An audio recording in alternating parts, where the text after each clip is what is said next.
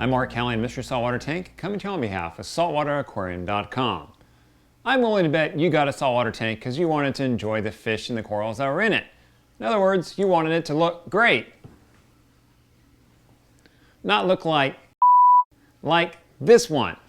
Part of making your tank look great is to do regular maintenance on your tank. Now, before you get all concerned about what kind of regular maintenance do I have to do and is this going to take a lot of time, don't worry, I'll break it down for you. And part of the trick with regular maintenance is if you do a little bit every day, every couple days, it keeps you from having to do something major like I got to do with this tank.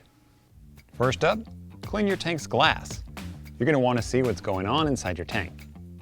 And here's the thing, using your hand to wipe down the glass doesn't work so well.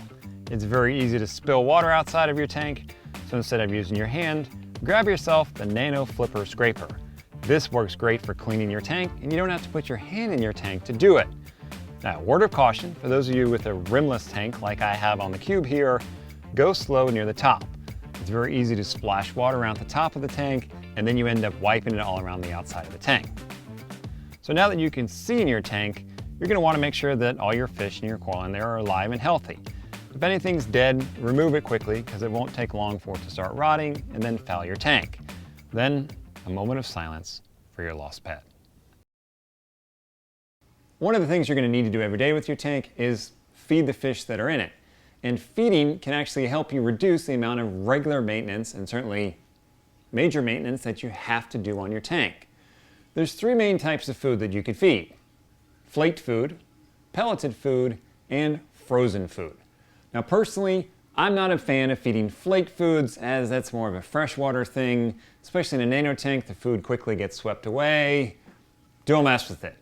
Pelleted food, there's some give and take here because some fish prefer pellets, and with pelleted food, then you can put it in a pellet automatic feeder, which can be useful if you need to be gone for a couple days. Word of caution here, it doesn't take long for a couple of uneaten pellets to cause an algae outbreak, raise nutrients in a small tank, especially like the nano tank. So if you're going to go the pelleted route, I recommend feeding it every other day and feeding frozen food more regularly.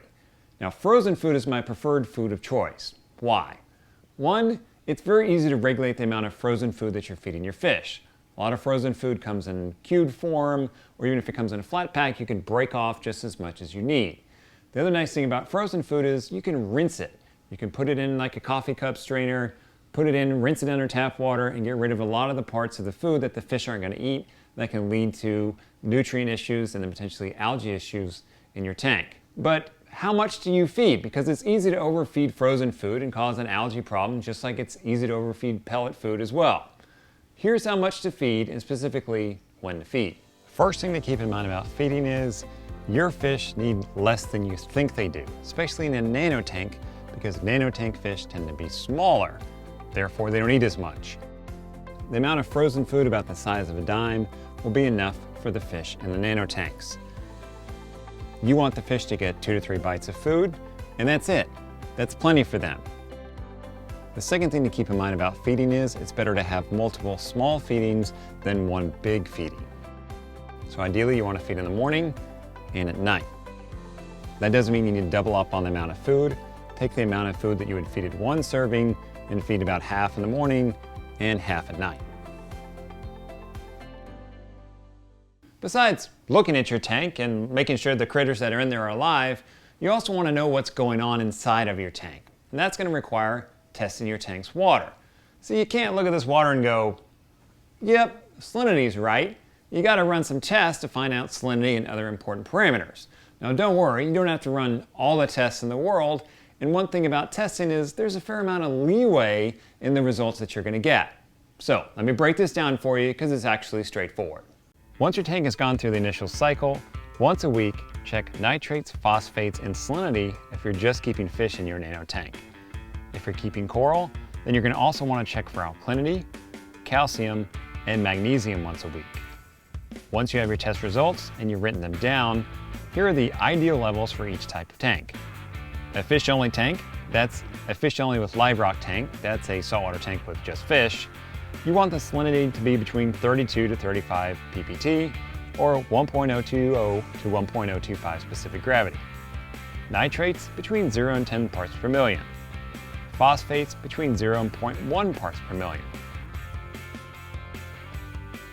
For a reef tank, that's a saltwater tank with coral, you want the salinity to be 35 ppt or 1.024 to 1.025 specific gravity.